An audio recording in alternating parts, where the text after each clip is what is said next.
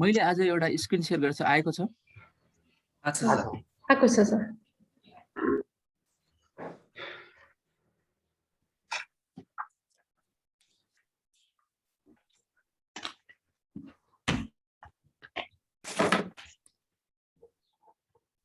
Parametric test भनेको के हो नन प्यारामेट्रिक टेस्ट भनेको के हो यसको डिस्टिंक्सन के हो मैले अस्ति तपाईहरुलाई यो भन्दा अघिल्लो क्लासमा चाहिँ पढाएको थिएँ है त अब आजको क्लासमा चाहिँ म चाहिँ यो काई स्क्वायर टेस्ट पढाउँछु यो ह्यान्डसट मैले तपाईहरुलाई पठाएको छ जस्तो मलाई लाग्दैन म यो क्लास सिद्धिएपछि यो क्लास सिद्धिएपछि तपाईहरुलाई इमेल गरिदिन्छु अनि त्यहाँबाट पढ्नु होला काई स्क्वायर टेस्ट पढ्नलाई एउटा सामान्य चीज चाहिँ तपाईले काई स्क्वायर डिस्ट्रिब्युसन चाहिँ जान्नु होला है यो काई स्क्वायर डिस्ट्रिब्युसनको केसमा हामी के गर्छौं भनेदेखि सबभन्दा पहिला चाहिँ काई स्क्वायर डिस्ट्रिब्युसन भनेको के हो भन्ने चाहिँ हेर्नु होला काई स्क्वायर डिस्ट्रिब्युसन भन्दाखेरि हामी के गर्छौं भनेदेखि जनरली तपाईले नर्मल डिस्ट्रिब्युसन पढ्नु भएको छ नि है सर ओके नर्मल डिस्ट्रिब्युसनको केसमा चाहिँ हामीले के गरेछौं भनेदेखि यहाँ हामीले एउटा चीज लेखेको छौं त्यहाँ यो मैले हाइलाइट गर्छु अहिले एकछिनलाई अहिले मैले चाहिँ यहाँ चाहिँ सिलेक्ट मात्र गरेको छु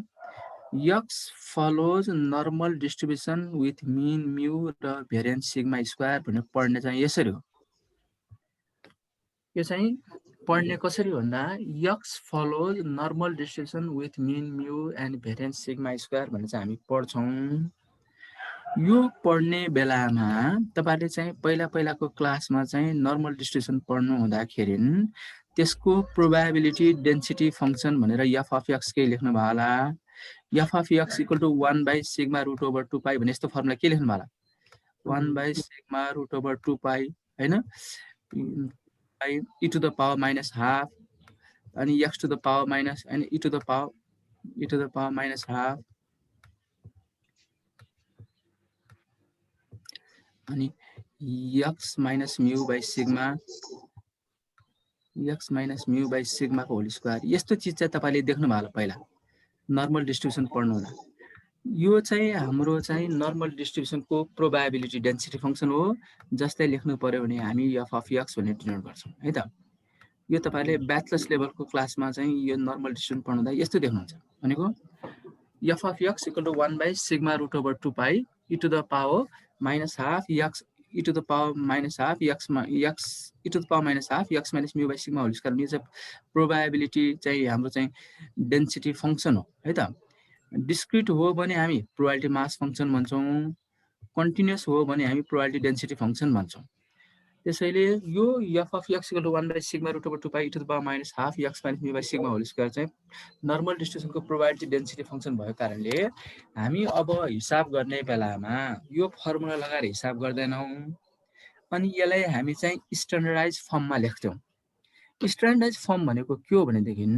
नर्मल डिस्ट्रिब्युसन पढ्ने बेलामा यसको प्यारामिटर चाहिँ एउटा म्यू हो जसलाई हामी मिन भन्छौं र सिग्मा स्क्वायर भनेको भेरिएन्स हो नर्मल डिस्ट्रिब्युसनको मिन चाहिँ म्यू र भेरिएन्स चाहिँ सिग्मा स्क्वायर हुन्छ त्यसैले अब हामीले हिसाब गर्ने बेलामा तपाईहरुले चाहिँ पहिला नर्मल डिस्ट्रिब्युसनको हिसाब गर्ने बेला एउटा टेबल युज गर्नु भएको होला जसलाई हामी area under the normal curve भन्ने जुन टेबल थियो त्यो टेबल युज गर्नु भएको होला हैन अनि त्यो हिसाब गर्ने बेला त्यहाँ तपाईले z को भ्यालु हेर्नु भएको थियो होला हो आज हामीले यही z युज गर्छौं त्यो z लाई हामी स्ट्यान्डर्ड नर्मल भेरिएट भन्छौं यो z जुन हामीले लेखेका छौं यो z लाई हामी स्ट्यान्डर्ड नर्मल भेरिएट भन्छौं कसै तपाईहरु मध्ये यसलाई z स्कोर भनेर पढ्नु भएको पनि होला अब z भनेको के हो भनेदेखि हामी यो नर्मल डिस्ट्रिब्युसनमा हाम्रो र्यान्डम भेरिएबल x छ भने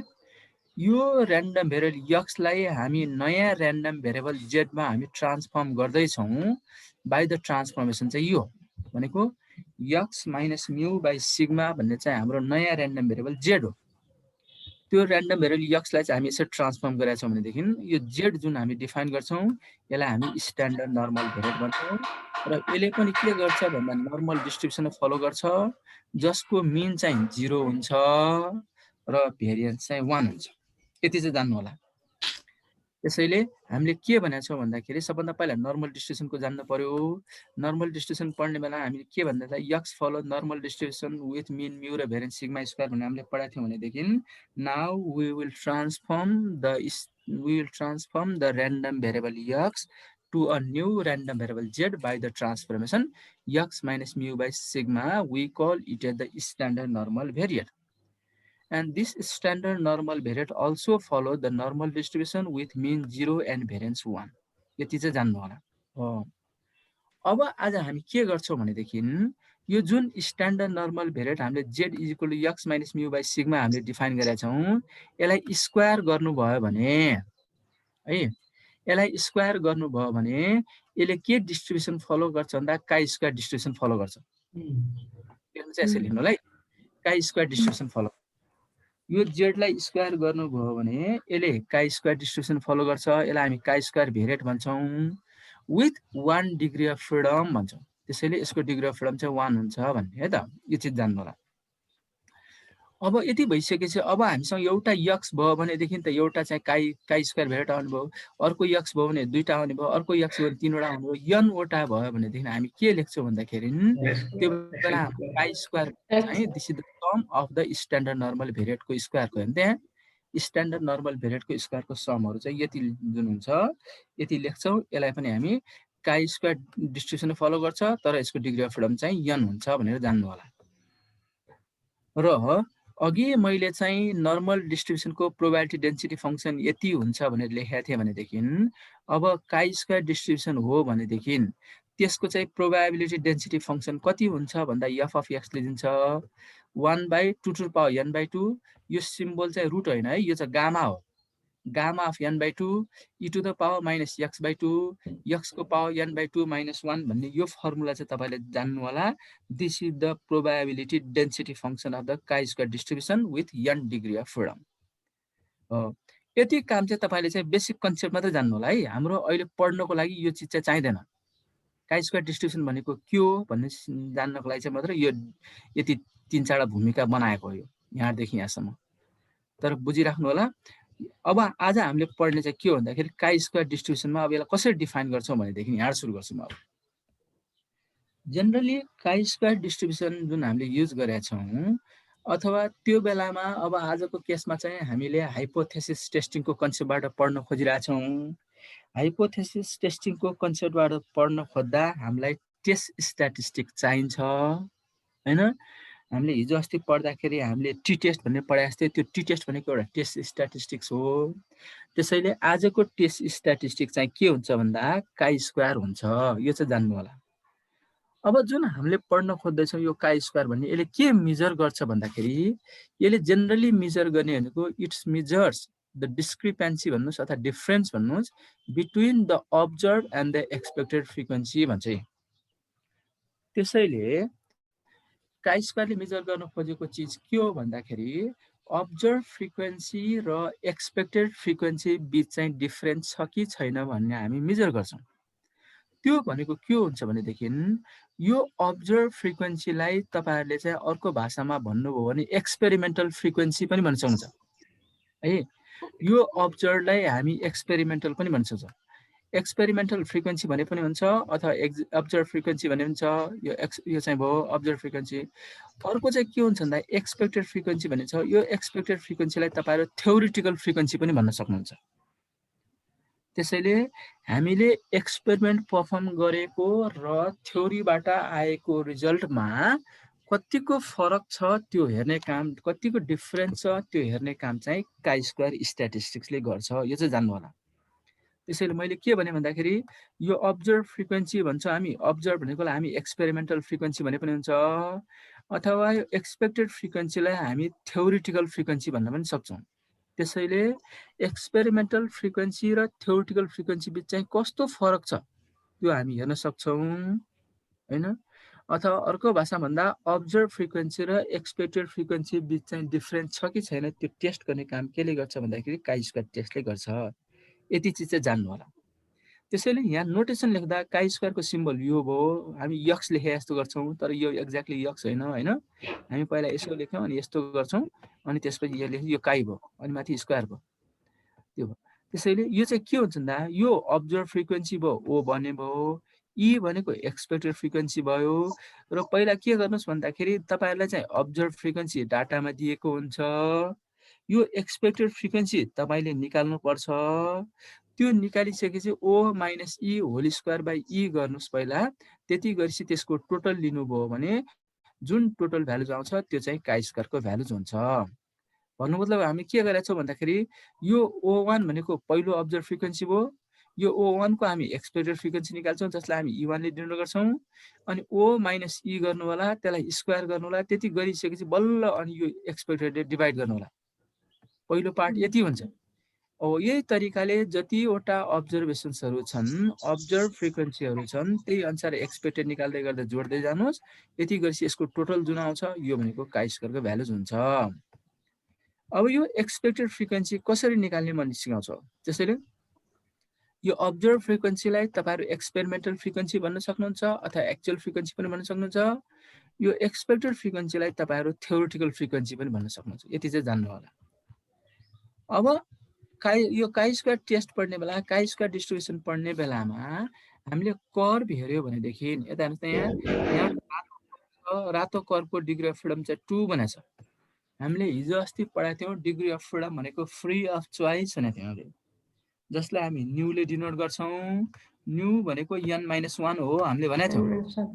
त्यसैले 2 डिग्री अफ फ्रिडम हुँदाखेरि यो जुन छ यसको चाहिँ ग्राफ खिच्नु भयो भने हैन, 2 डिग्री अफ फ्रिडममा यसको ग्राफ खिच्नु भयो भनेदेखि यो रातो खालको कर्व आउँछ। त्यसैले अब 4 डिग्री अफ फ्रिडम खिच्नु भयो भने हरियो खालको कर्व आउँछ। 10 डिग्री अफ फ्रिडम खोले कर्व यस्तो आउँछ। कर्वको नेचर हेर्दै जानुहोस्।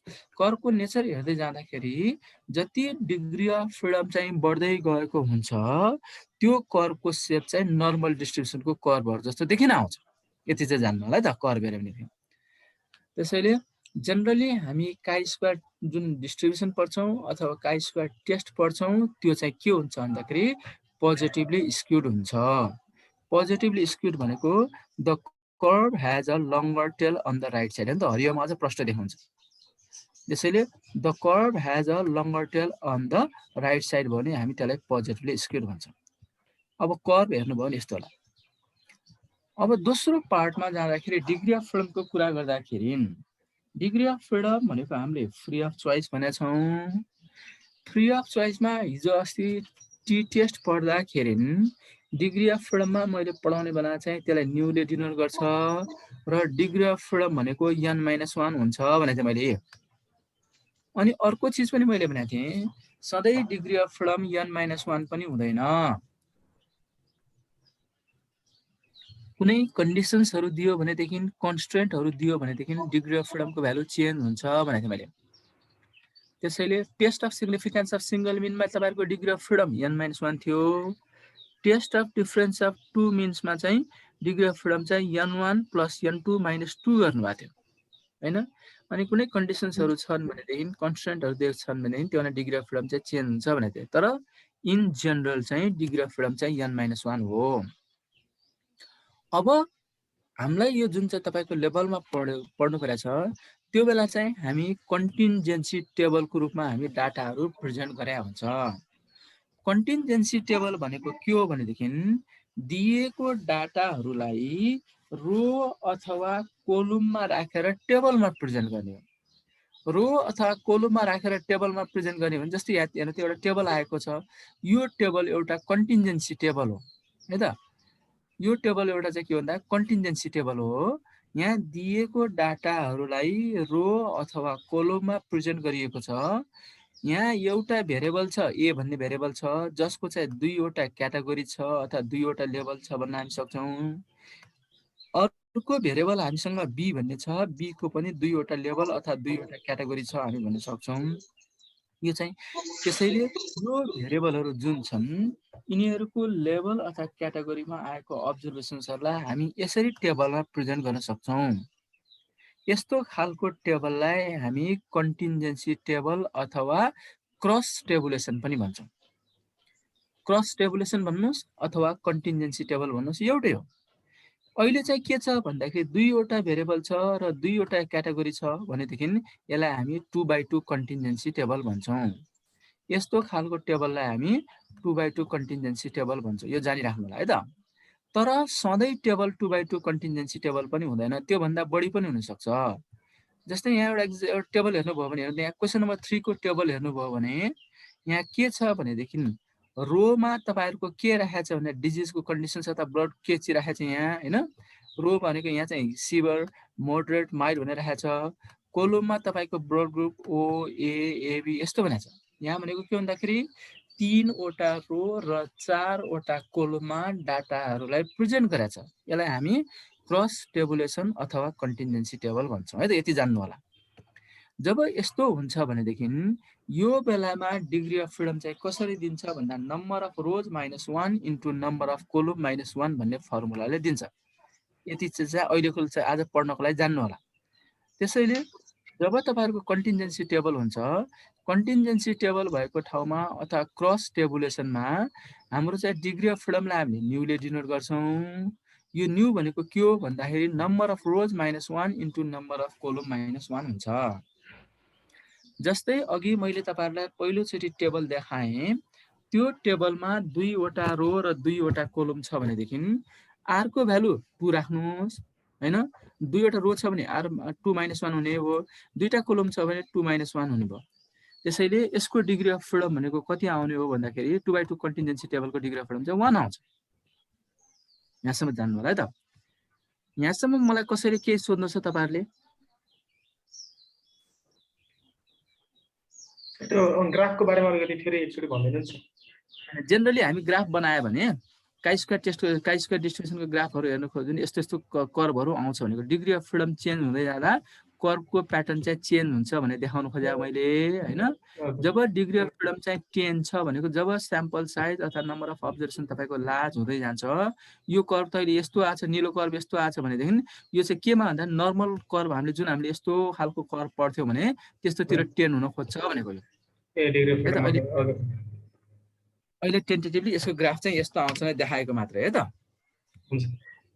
बुझ्नलाई मात्रै। ओके, अब डिग्री अफ फ्रिडम भइसक्यो। अब चाहिँ जेनरली के हुन्छ भन्दाखेरि अब काई स्क्वायर टेस्ट चाहिँ एप्लाई गर्ने कन्डिसन्स के हो यो चाहिँ तपाईँले राम्रोसँग बुझ्नुपर्छ होइन। दिएको डाटाहरूमा काई स्क्वायर टेस्ट एप्लाई गर्न मिल्छ कि मिल्दैन होइन। मिल्दैन भने त्यसको नमिल्ने कन्डिसन के छ, के हुन् भनेदेखि भोलि पर्सिको क्लासहरूमा अथवा आजको क्लासहरूमा तपाईँले पहिला पढ्नु भएको होला। काई स्क्वायर टेस्ट पढिसकेपछि एड्स करेक्सन पढ्नु भयो होला होइन। काई स्क्वायरको एउटा सर्ट एन्ड ड्रब्याक हुन्छ, त्यो ड्रब्याक भएपछि त्यसलाई ओभरकम गर्नलाई एड्स करेक्सनतिर आउँछ। एड्सभन्दा अझ राम्रो हुन्छ हामी फिसरतिर आउँछौँ। त्यो फिसर त पहिला पढ्नु भएको छैन होला, अहिलेको हाम्रो करिकुलममा छ। आजको यसपछि म फिसर पनि जान्छु होला 2 घन्टा क्लास। त्यसैले काई स्क्वायर टेस्ट चाहिँ कुन बेला सुइटेबल हुन्छ होइन, कुन बेला गर्न मिल्दैन भन्दा यो कन्डिसन चाहिँ तपाईँले हेर्नु होला। एकचोटि सर र पर्डी हेर्नु होला। यहाँ 3वटा कन्डिसन छ, एकचोटि हेर्नु त सर र।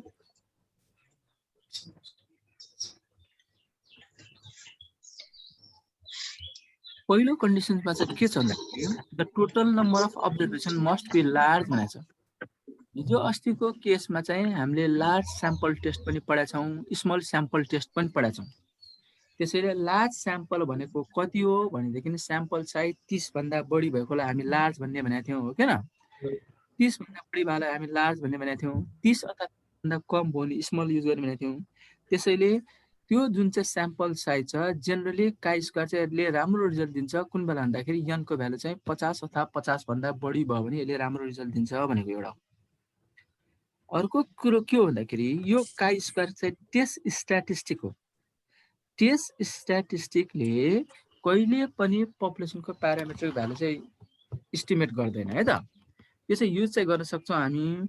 पपुलेसनको भेरिएन्स चाहिँ कतिदेखि कतिभित्र पर्छ हामीले निकाल्नु पर्यो भने हामी काई स्क्वायरतिर जान सक्छौँ पछि होइन। अहिले हाम्रो त्यो लेभलमा हाम्रो चाहिँ कोर्समा छैन, तर काई स्क्वायरले चाहिँ पपुलेसनको प्यारामेट्रिक भ्यालु चाहिँ इस्टिमेट गर्दैन, यो एउटा जान्नु होला।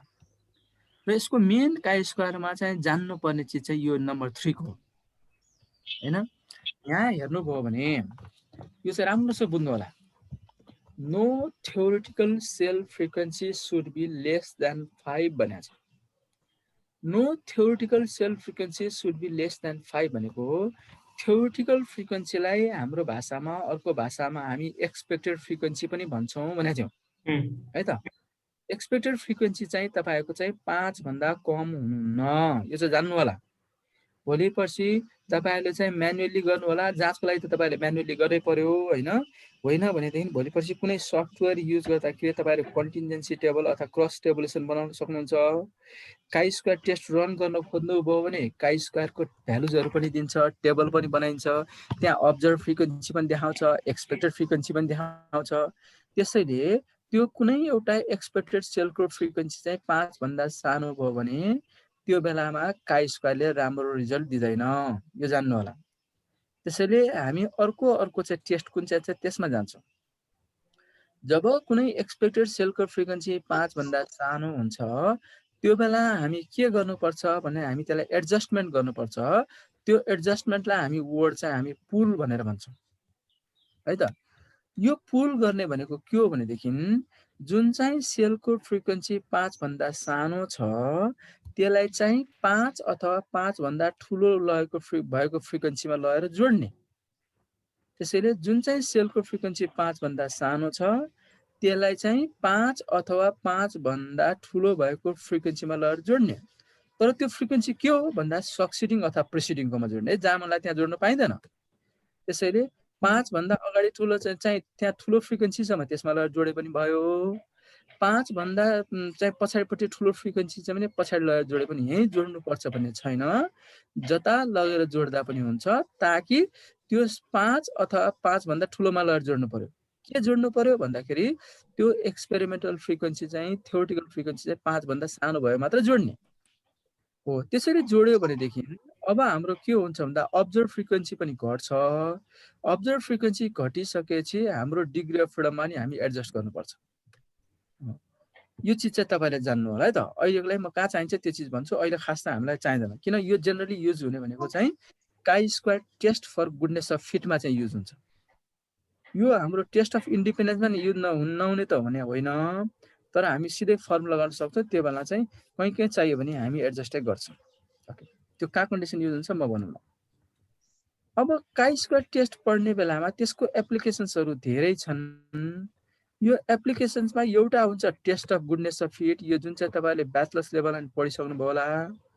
अर्को हुन्छ test of independence of attributes हैन। बेसिकली यो दुईटा टेस्ट चाहिँ तपाईले ब्याचलर्स लेभलमा पढिसक्नु भयो होला। र अर्को हुन्छ टेस्ट अफ होमोजेनिटी र टेस्ट अफ पपुलेसन भेरिएन्स। यो चारवटा चीजको लागि चाहिँ हामी जनरली काई स्क्वायर टेस्ट चाहिँ युज गर्छौं। यो chi square test of goodness of फिटमा हामीले के गर्छौं भनेदेखि त्यहाँ चाहिँ एउटा तपाईहरुलाई मोडेल दिन सक्छ, अथवा कुनै एउटा थ्योरी दिन सक्छ, अथवा कुनै एउटा डिस्ट्रिब्युसन दिन सक्छ। दिएको डाटालाई यो मोडेल अथवा यो थ्योरी अथवा यो डिस्ट्रिब्युसन ठीक छ कि छैन त। दिएको डाटा चाहिँ तपाईले पहिला पढ्नु भयो होला, बाइनोमियल डिस्ट्रिब्युसन, पोजिसन डिस्ट्रिब्युसन भनेर पढ्नु भयो होला। यो दिएको डाटालाई बाइनोमियल डिस्ट्रिब्युसन फिट गर्न सकिन्छ कि सकिदैन त। यो दिएको डाटामा पोजिसन डिस्ट्रिब्युसन फिट गर्न सकिन्छ कि सकिदैन त। त्यो हेर्नको लागि मतलब कुनै पनि एउटा मोडेल अथवा थ्योरी अथवा डिस्ट्रिब्युसनमा दिएको डाटा फिट हुन्छ कि हुन्न हेर्नको लागि हामी गुडनेस अफ फिट चाहिँ प्रोसिडर हामी युज गर्न सक्छौं है। अहिलेको हाम्रो करिकुलममा यो गुडनेस अफ फिट छैन, त्यसैले यो 3 र 4 पनि छैन। अहिले हामी के हेर्छौं भन्दाखेरि test of independence of attributes भनेर हामी हेर्छौं। अब आज हाम्रो काम जुन हामी काई स्क्वायर टेस्ट गर्छौं, यो टेस्ट चाहिँ के हो भन्दा test of independence of attributes हो है त। अब एट्रिब्युट भनेको के हो भन्दाखेरि हाम्रो भाषामा हामी क्वालिटेटिभ क्यारेक्टरिस्टिक्सलाई हामी एट्रिब्युट भन्छौं। अब तपाईले जान्नु पर्यो, अब क्वालिटेटिभ क्यारेक्टरिस्टिक्स भनेको क्याटेगोरिकल डाटा पनि हो है। त्यसैले त्यो दिएको डाटाहरुलाई हामी क्याटेगोरीमा छुट्याउँछौं। भन्नु मतलब के हो भन्दा अस्तिको क्लासमा मैले तपाईलाई नोमिनल स्केल, अर्डिनल स्केलको कन्सेप्ट दिएको थिए भने आज यहाँ जुन टेस्ट अफ इन्डिपेन्डेन्स अफ एट्रिब्युट्सको हामी कुरा गर्छौं, जुन चाहिँ टेस्टको कुरा गर्छौं यहाँ, त्यो test chi square test use गर्नको लागि हामीले चाहिँ डाटाहरु चाहिँ टेबलमा राख्छौं। त्यो टेबलमा राख्दाखेरि डाटालाई रो अथवा कोलममा प्रेजेन्ट गरेको हुन्छ, त्यसलाई हामी क्रस टेबुलेसन भन्छौं है त। अघि मैले देखाएको क्रस टेबुलेसनको जुन एक्जाम्पल थियो, एउटा सानो एक्जाम्पल मैले टेबल यस्तो देखाएको थिएँ, यो टेबल भयो भने यो चाहिँ क्रस टेबुलेसन हो। यसलाई हामी कन्टिन्जेन्सी टेबल पनि भन्छौँ भन्यौँ। कन्टिन्जेन्सी टेबलमा यहाँ ग्रुप छ, ग्रुपको 2वटा चाहिँ क्याटेगोरी छ हैन। यो आउटकम जुन छ, आउटकममा 2वटा क्याटेगोरी छ। मैले भन्न खोजेको के हो भने, हजुर कसैलाई के सुन्छ?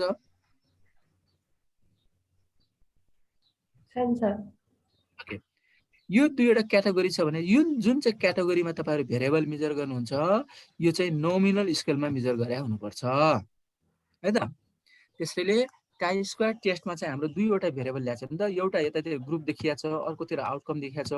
यो 2वटै भेरिएबल चाहिँ तपाईहरु केमा मेजर गरे हुनुपर्छ भन्दा नोमिनल स्केलमा मेजर गरे हुनुपर्छ। तर कहिलेकाहीँ हामीले हिजो अस्ति के भनेको थियो भन्दा अर्डिनल स्केलमा मेजर गरेको भेरिएबलहरु पनि क्याटेगोरिकल हो भनेको थिएँ। त्यसैले यहाँ कहिलेकाहीँ चाहिँ तपाईको अर्डिनल भेरिएबल पनि आउन सक्छ है त। जस्तै र्याङ्किङको कुरा गरेर चाहिँ डाटाहरु चाहिँ आउन सक्छ। जस्तै मैले अस्ति कुरा गरेको थिएँ, जस्तै त्यो चाहिँ डिजिजको कन्डिसन्स भनेर माइल्ड, मोडरेट, सिभर भनेको थियो। अघि भर्खरै हामीले ब्लड ग्रुप हेरेको थियो नि यहाँ। ब्लड ग्रुपको एउटा चाहिँ टेबल हेर्दाखेरि यहाँ चाहिँ टेबलमा हेर्दाखेरि यो टेबल हेर्दा सिभर, मोडरेट, माइल्ड भन्ने यो के हो भन्दाखेरि यो चाहिँ क्याटेगोरी पनि हो, डाटाहरु नोमिनल स्केलमा मेजर गरे हो। तर यहाँ चाहिँ के हो, र्याङ्किङको नि कुरा आउँछ। यो भन्दा यो ठुलो, यो भन्दा यो सानो भन्ने कुरा आउँछ। त्यसैले यिनीहरु चाहिँ अर्डिनल स्केलमा मेजर गरे हो है त यो पार्ट। तर यो ब्लड ग्रुप हेर्दा ओ ए भनेको के हो भन्दा नोमिनल स्केलमा मेजर गरेछ।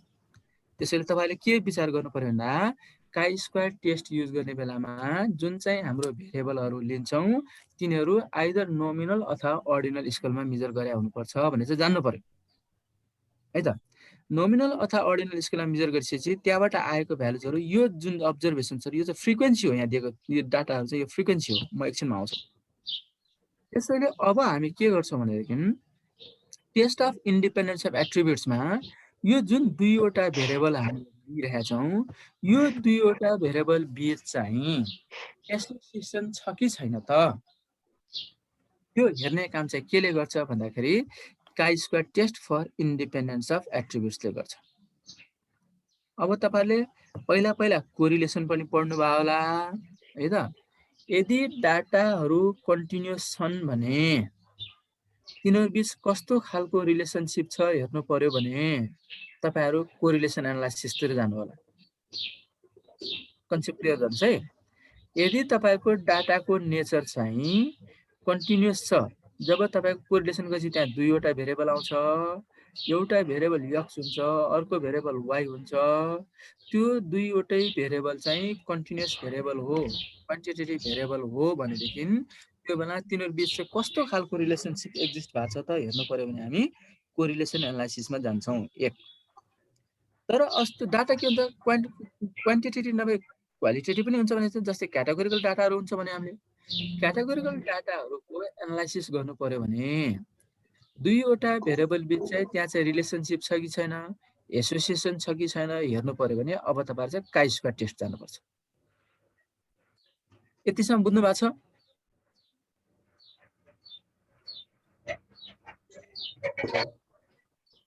ठीक छ? ओके। अब त्यसो हो भने अब म कहाँ जान्छु भन्दाखेरि chi square test of goodness of फिटमा जान्छु। अब हामीले यहाँ टेस्टिङ अफ हाइपोथेसिसमा हामीले हिजो अस्ति जे चीज गरेका थियौं, टेस्टिङ अफ हाइपोथेसिसमा जुन जुन स्टेप 4-5 वटा स्टेप हामीले जे गरेका थियौं आज पनि हामी त्यही नै गर्छौं। भन्नु मतलब के हो भन्दाखेरि पहिलो पार्टमा तपाईहरुको नल र अल्टरनेटिभ हाइपोथेसिस फर्मुलेट गर्नु होला। दोस्रो पार्टमा चाहिँ टेस्ट स्ट्याटिस्टिक्स लगाउनु होला। तेस्रो स्टेपमा गइसकेपछि लेभल अफ सिग्निफिकेन्स र डिग्री अफ फ्रिडम फिक्स गर्नु होला। चौथो स्टेपमा टेबलबाट भ्यालु हेर्नु होला र पाँचौं स्टेपमा चाहिँ के भन्दाखेरि त्यो क्याल्कुलेटेड भ्यालु र टेबुलेटेड भ्यालु हेरेर डिसिजन दिनु होला भनेको थिएँ मैले। आज पनि के हुन्छ भन्दाखेरि क्याल्कुलेटेड भ्यालु र टेबुलेटेड भ्यालु दुईटै काई स्क्वायरको क्याल्कुलेटेड पनि आउँछ, टेबुलेटेड पनि आउँछ। त्यो टेबुलेटेड चाहिँ कहाँबाट आउँछ भन्दाखेरि तपाईले पहिले पनि युज गर्नु होला काई स्क्वायरको टेबलबाट आउँछ। हेर्नु त यहाँ यो टेबल एकचोटि हेर्नुस् त यहाँ critical values of chi square भन्ने यो क्रिटिकल भ्यालुज अफ काई स्क्वायरमा area in the upper tail भनेको छ यहाँ र अर्को डिग्री अफ फ्रिडमको कुरा गर्दा। त्यसैले यो दिएको जुन 0.1 0.05 0.001 जुन दिएको छ यो सबै तपाईको के हो भन्दा लेभल अफ सिग्निफिकेन्स अल्फा हो है। यो 10% 5% 1% अझ हैन 0.1% यस्तोमा दिइरहेछ। त्यसैले यो दिएको भ्यालुजहरु तपाईको सबै चाहिँ के हो भन्दाखेरि लेभल अफ सिग्निफिकेन्स अल्फाको हो। हिजो अस्ति चाहिँ टी टेस्ट हेर्दाखेरि अथवा टी टेस्ट पढ्दाखेरि त्यहाँ level of significance for one tail test, level of significance for two tail test भनेको थियो हैन। तर आज मैले के भने भन्दाखेरि काई स्क्वायर टेस्ट चाहिँ जुन चाहिँ सधैँ पोजिटिभली स्क्युड हुन्छ भनेको त्यो चाहिँ वन टेल मात्रै हुन्छ पोजिटिभली स्क्युड भनेको। त्यसैले यहाँ वन टेल टु टेल छुट्याइरहनु परेन, यहाँ चाहिँ काई स्क्वायरको एउटा मात्र भ्यालु तपाईलाई दिएको हुन्छ। र यो डिग्री अफ फ्रिडम चाहिँ तपाईहरु हेर्दै जानु होला 1 2 3 4 5 भने डिग्री अफ फ्रिडम यसरी गएको छ। जनरली अघि मैले के भने भन्दाखेरि कन्टिन्जेन्सी टेबलमा दुईवटा रो दुईवटा कोलम छ भनेदेखि त्यसको डिग्री अफ फ्रिडम के हुन्छ भन्दाखेरि 2 - 1 एउटा भनेको रो माइनस अल्फा कलम माइनस अल्फा 2 - 1 इन्टु 2 - 1 गर्दा यसको डिग्री अफ फ्रिडम चाहिँ कति आउँछ भन्दा 1 आउँछ मैले भनेको छु। त्यसैले यदि हाम्रो 5% लेभल अफ सिग्निफिकेन्स हो भने यता जानु होला हैन, 5% लेभल अफ सिग्निफिकेन्स यहाँ हेर्नु होला, 1 डिग्री अफ फ्रिडम भनेको यहाँ हेर्नु होला, यसको करेस्पोन्डेन्स सिधा आयो भनेदेखि यहाँ चाहिँ 3.841 भन्ने भ्यालु छ, यसरी निकाल्नु होला। त्यसैले 5% लेभल अफ सिग्निफिकेन्समा 1 डिग्री अफ फ्रिडममा यसको काई स्क्वायरको क्याल्कुलेटेड होइन कि टेबुलेटेड हो। क्याल्कुलेटेड त हामी फर्मुला निकाल्छौँ, यो चाहिँ टेबुलेटेड हो। टेबुलेट भ्यालु चाहिँ 3.841 आउँछ। त्यस्तै 2 degree of freedom 3 degree of freedom गर्दैन। यहाँ चाहिँ भ्यालुजहरु धेरै पनि दिएको छ डिग्री अफ फ्रिडम त। यहाँ यसो डिग्री अफ फ्रिडम यो चाहिँ जनरली हामी कहाँ युज गर्छौँ भन्दा chi square test for goodness of फिटहरुतिर हामी युज गर्छौँ है त। अहिले हामीले गुडनेस अफ फिट नभएपछि हामीले सानो टेबल पनि पुग्छ जनरली, किन डाटा टेबलमा प्रेजेन्ट गर्दाखेरि रोमा धेरै डाटा हुँदैन, कोलममा धेरै डाटा हुँदैन। भनेको मतलब के हो भन्दाखेरि नम्बर अफ रोज र नम्बर अफ कोलम चाहिँ लिमिटेड हुन्छ। त्यो भएको कारणले तपाईको यो टेबल सानो भयो त्यो पछि जानु पर्यो। तर अब्जर्भेसन्सहरु धेरै भएको केसमा चाहिँ हामी यो तल्लो डिग्री अफ फ्रिडमहरु पनि जान्छौँ। यो चीज चाहिँ जान्नु होला। अब मसँग 2 मिनेट जति टाइम रहेछ, कुनै बेला डिस्कनेक्ट हुन सक्छ, डिस्कनेक्ट भने फेरि रिजोइन गर्नु होला। अब दोस्रो स्टेपमा चाहिँ हामी के छ अब यो पार्टबाट हैन। त्यसैले अब हामी के गर्छौँ भन्दा सबभन्दा पहिलो काम चाहिँ हामी टेस्टिङ अफ हाइपोथेसिसमा हाम्रो नल हाइपोथेसिस र अल्टरनेटिभ हाइपोथेसिस हामीले फर्मुलेट गर्ने हो। त्यसैले हिजो अस्ति हामीले टी टेस्ट पढ्दा हामीले के भनेको थियो भन्दा there is no significant difference between this and this भन्छ हामी। There is no significant difference between this and this भन्दा हामीले के भनेको भन्दा there is no significant difference between the sample mean and the population mean भनेको थियो। अथवा ग्रुप हुँदा हामीले के भनेको भन्दाखेरि दुईवटा पपुलेसन हुँदा हामीले there is no significant difference हैन in the mean between the groups भन्छ हामीले। अथवा दुईवटा पपुलेसनको मिन चाहिँ बराबर छ भनेर हामीले नल हाइपोथेसिस चाहिँ μ1 = μ2 गरेको थियौँ। अब यही हो त्यो प्रब्लम चाहिँ। त्यहाँ हामीले हिजो अस्तिको केसमा हामीले के गरेको थियौँ भन्दाखेरि पपुलेसनको प्यारामेट्रिक भ्यालु बीच चाहिँ हामीले सर्टेन एजम्पसन्स गरेको थियौँ हैन। त्यसले जुन चाहिँ पपुलेसनबाट हामीले स्याम्पल झिक्ने हो त्यसले नर्मल डिस्ट्रिब्युसन फलो गर्नुपर्छ भनेको थियौँ हामीले हैन। र त्यसमा चाहिँ म्युको भ्यालु दिएको हुन्छ त्यो टेस्ट गर्नुपर्ने भनेको थियौँ हामीले। अथवा μ1 = μ2 भन्ने हाम्रो एजम्पसन्स भनेको थियो हो। त्यो सबै के हो भन्दाखेरि पपुलेसनको प्यारामेट्रिक भ्यालु बीच चाहिँ के एजम्पसन्स गरेको र यसले यो डिस्ट्रिब्युसन फलो गर्छ भनेर हामीले एजम्पसन गरेको छ। त्यसैले त्यो पार्ट चाहिँ हाम्रो के हो भन्दा प्यारामेट्रिक टेस्ट हो। तर यो चाहिँ के हो भनेदेखि यो चाहिँ नन प्यारामेट्रिक टेस्ट हो है त। यसमा पपुलेसनको प्यारामेट्रिक बीच कुनै पनि एजम्पसन हुँदैन। पपुलेसनको डिस्ट्रिब्युसन कुन चाहिँ हामीलाई थाहा हुँदैन। यति चीज चाहिँ जान्नु होला। त्यसैले आज हामी के गर्छौँ भन्दाखेरि टेस्ट अफ गुडनेस अफ फिटको कुरा चाहिँ यो भयो है त। अब मैले पढाउन चाहिँ तपाईहरुलाई आज पढाउन चाहिँ यो हुन्छ। यो चाहिँ गुडनेस अफ फिटमा चाहिँ यहाँ आउँछ, तर मैले पढाउन चाहिँ यो। त्यसैले अघि मैले के भने भन्दाखेरि गुडनेस अफ फिटमा के हुन्छ भन्दाखेरि देयर इज नो